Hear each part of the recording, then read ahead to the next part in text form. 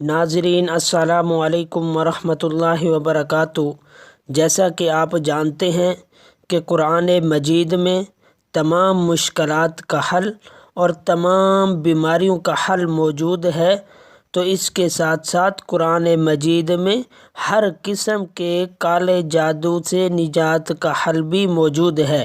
تو آج ہم بات کریں گے ایک ایسی صورت کے بارے میں کہ اگر کسی شخص کی قوت مردانہ جادو کے ذریعے باندھ دی گئی ہو، یا کسی شخص کو جادو کے ذریعے اپاہج کر دیا گیا ہو، یا میاں بیوی کے درمیان نچاکیاں پیدا کر دی گئی ہوں، یا فرما بردار اولاد کو نافرمان بنا دیا گیا ہو، یا جادو کے ذریعے کسی شخص کے ذہنی توازن کو ختم کر دیا گیا ہو، تو روزانہ 3 مرتبہ سورۃ ابراہیم کی تلاوت کرے۔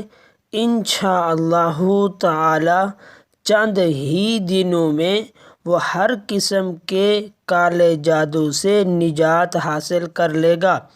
اللہ کے فضل و کرم سے وہ اپنی اصلی حالت پر لوٹ آئے گا۔